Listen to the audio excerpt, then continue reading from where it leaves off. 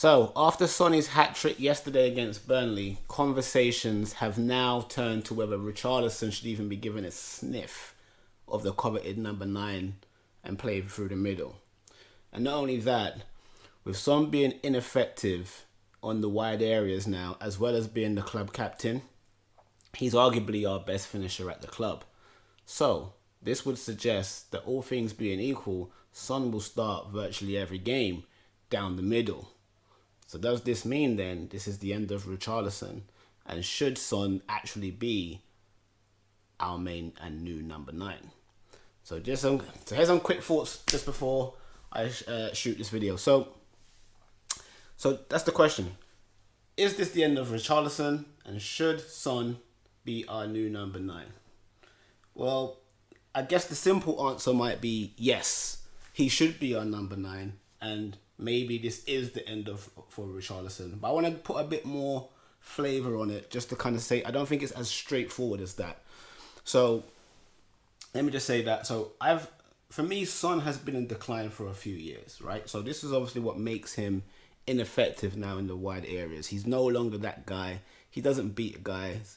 Not really good going that down in the inside and the outside. So he's quite predictable and very ineffective in the wide areas. And so if you're still gonna keep Son, the only place you can play him really is down the middle, because his attributes actually lend themselves well to it.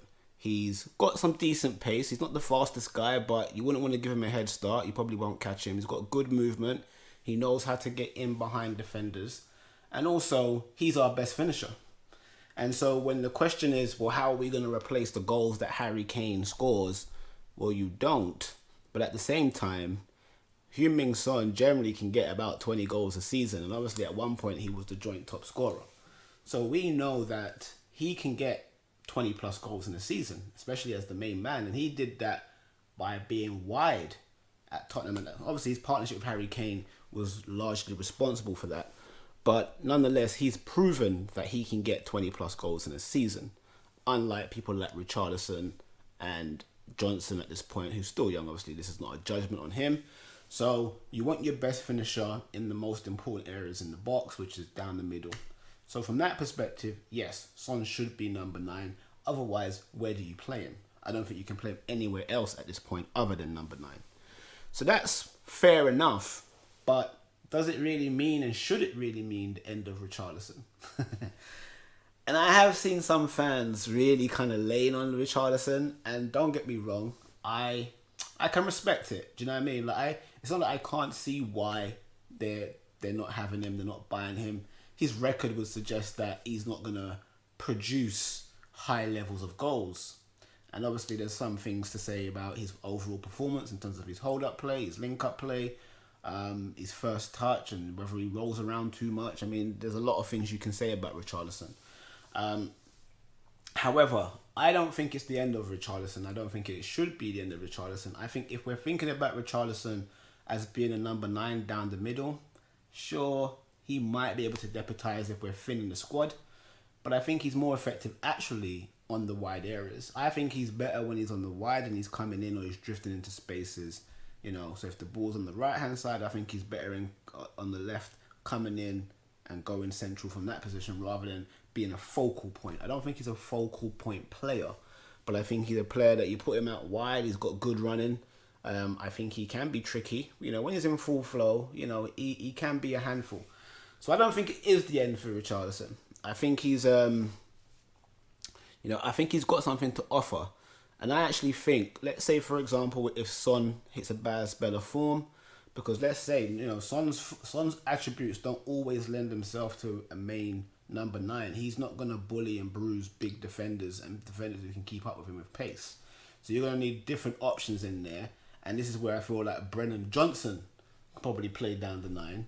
And therefore, if Brennan Johnson is competing for the number 9 with Son at certain points in the season, I actually think Richarlison should be competing with Kulusevski for the right-hand side as well.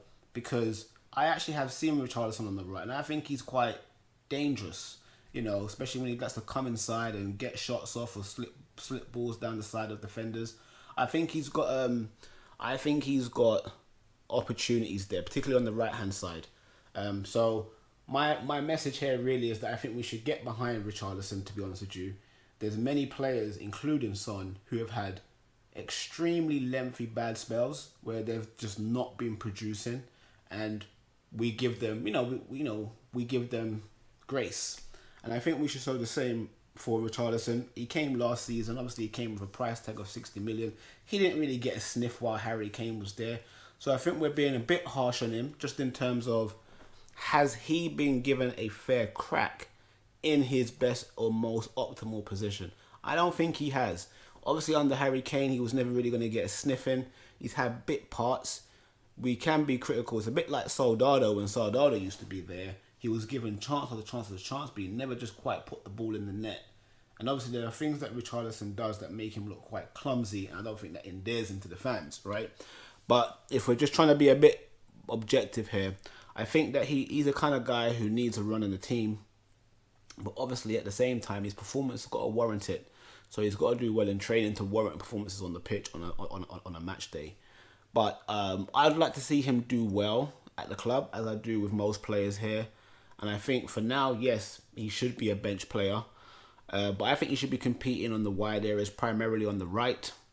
And I think Son should be our number 9 because he's our best finisher. So that's just my quick thoughts on whether Son should be our number 9 and whether this is the end for Richarlison. I don't think it's the end. I don't think it should be the end. But more importantly, what do you think? Do you think it should be the end for Richarlison? Would you stick with him either as a number 9, or do you think, like myself, actually he can contribute more from the wide areas and compete with people like Kulusevski on the right, or compete with and Johnson maybe if he's primarily on the right? We don't know where Johnson's primarily going to feature. We assume it's the right. Or can he compete on the left with Perisic and Solomon? I think he can. And I think we should support him if he does. So let me know your thoughts in the comments. And until next time, come on you Spurs.